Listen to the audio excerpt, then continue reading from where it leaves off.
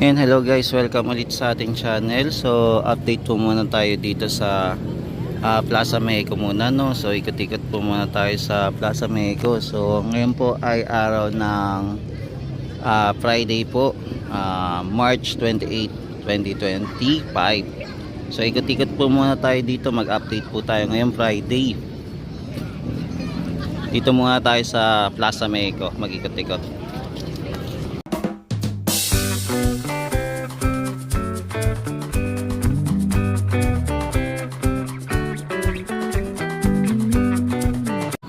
Yan, so itong yung sa Torps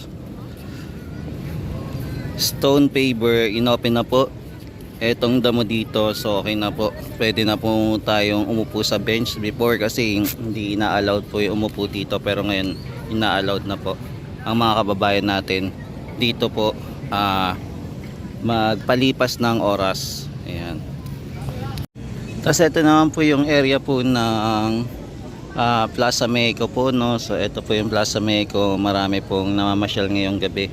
Ngayon po ay ayan,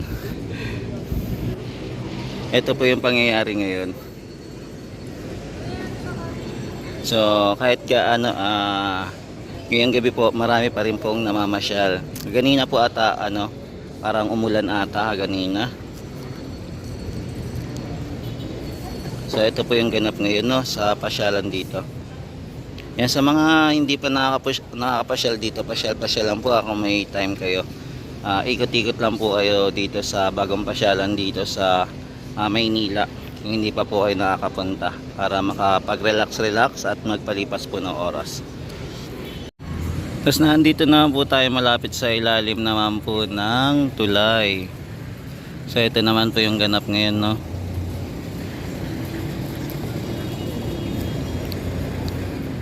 Tapos nandito pa rin po tayo sa area ng Plaza Mexico pa rin. So sumisilip-silip po muna tayo dito sa paligid.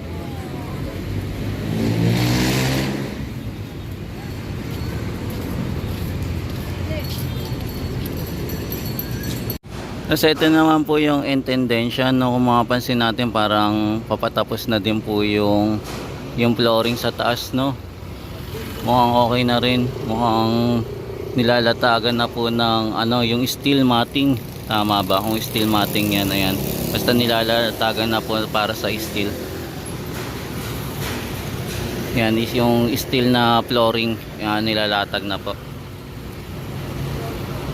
Yan, so ito po yung itsura ng intendensya. Siguro baka matapos to ng ng 2026, no. Mukhang kaya siguro.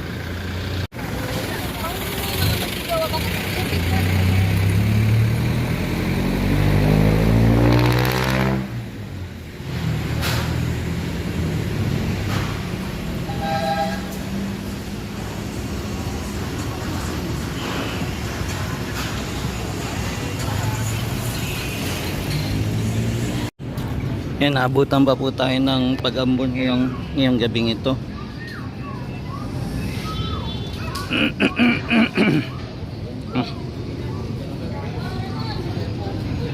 Oo na.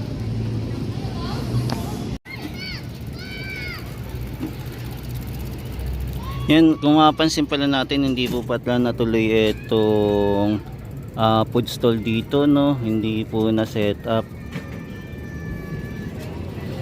So ito po yung ganap ngayon. Mukhang bukas pa siguro sila magsa-set up ng food stall dito. Yan mga kababayan, yung food stall pala dito hindi po muna pala inopen, no.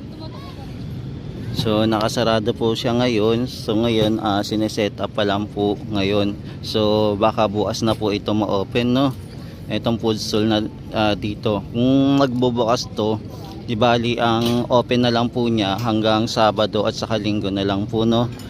Sila makakapagbenta. So ito po yung ganap ngayong Friday.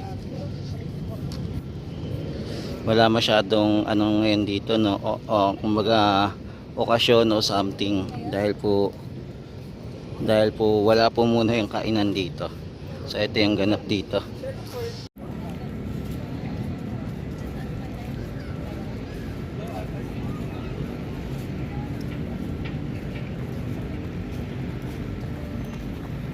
Yan, so ito po ang pangyayari ngayon, ngayong Friday po. Yan, lakad-lakad pa tayo, silip-silip pa tayo ngayong araw, ngayong gabing ito. Kung ano meron dito. Pero mapapansin natin na iilan lang po na masyal ngayon dito sa Maestranza po, no. So sisilip din tayo mamaya doon sa Phase 1C kung marami pong kumakain doon o marami pong namamasyal ngayong araw na itong ngayon 28 March 28. Yan, so ito pala itsura ngayon ng boardwalk ng Maestranza. So may ginawa pala sila, so naglagay po pala sila ng bakal para ihiwalay po itong esplanade at saka po yung normal na flooring dito sa Maestranza. So naglagay po sila ng bakal para mag-separate. Yan, hindi ko lang alam kung anong tawag dito, no, sa paglalagay nila. So ito po yung ginawa nila. Pinag-separate po nila. Tapos nilagyan po nila ng bakal. Sana po maging effective na po to. Hindi na din po magka-crack ang semento dahil sa paghihiwalay po nila. So ito po yung ginawa nila. Sineparate po nila yung esplanade na ginawa nila at saka ito po yung normal na flooring na nandito mismo talaga sa lupa, sa gilid po ng Pasig River Esplanade, sa Pasig River. Yes, di bali ito hinati po nila. Hindi ko lang alam kung ito mga susunod is lalagyan din nila yung ganito. So ito muna yung update natin. Yan, silip na din po tayo papunta sa Port Santiago Riverwalk. So silip-silip na rin po tayo, no. Check na natin kung ano yung ganap naman po dito. Yan, so may mapansin po ulit tayong basura na naman naipon dito sa gilid, no. Ayan, so may napansin na naman tayo. Sana eto mapansin ng ating mga MMDA. Tapos meron pa namatay na janitor ata to, namatay. Yan, sana po mapansin po ng ating MMDA at pulutin po ulit itong mga basura na to na nandito sa gilid.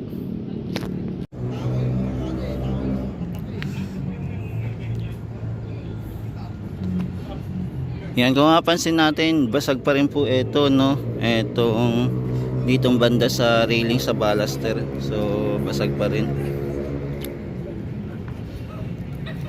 So ito po yung tsura ng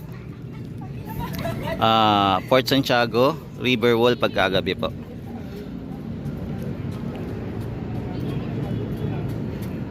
Yan, nag-update lang po tayo saglit dito.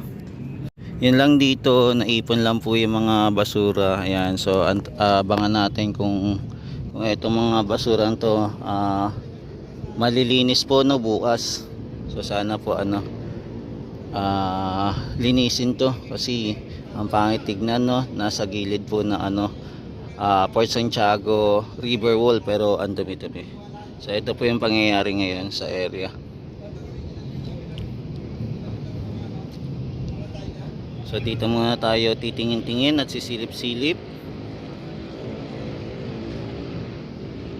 Yan, so ito muna yung latest update natin ngayong Friday 2025. Yan, silip din po tayo dito sa Phase 1C naman po. Ikot-ikot naman po tayo dito. Yan, tingnan natin kung gaano karami pa yung namamasyal dito sa area. Yan, dito pala marami po pala namamasyal dito, no. So dito pala maraming tao namamasyal compared doon sa Maestranza po na konti lang, dahil na rin po kasi wala po masyadong ganap doon, then wala din po yung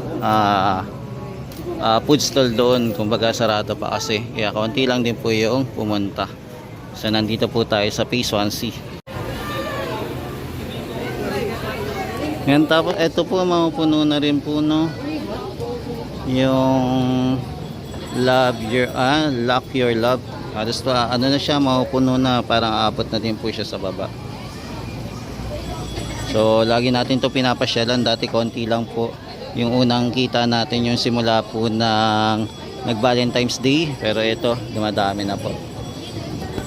Yan, so ito po yung ganap dito sa Pasig River Esplanade Phase 1C. So ito yung mga tao na namamasyal. So dito talaga hindi naubusan yung mga namamasyal, no, kasi dito talaga yung ano, parang pinaka center na po ng kainan dito sa Phase 1C. So dito talaga yung pinaka center, no, pagka mga nagugutom na yung mga ating kababayan, dito talaga sila nagsisipunta at dito tumatambay.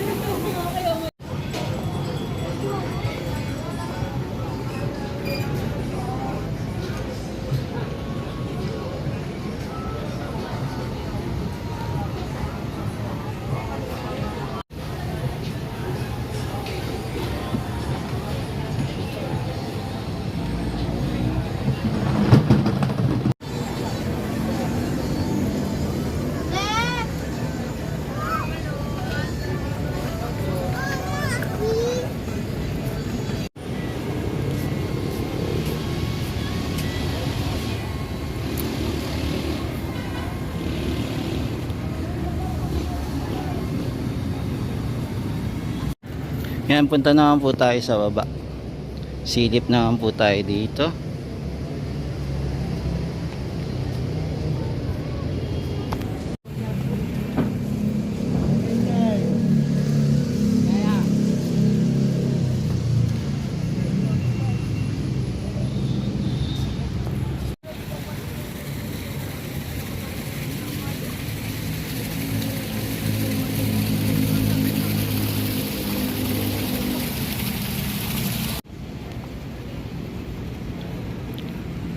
Yan, so ito muna po yung latest update natin dito sa Pasig River Esplanade, dito po sa Phase 1A and B.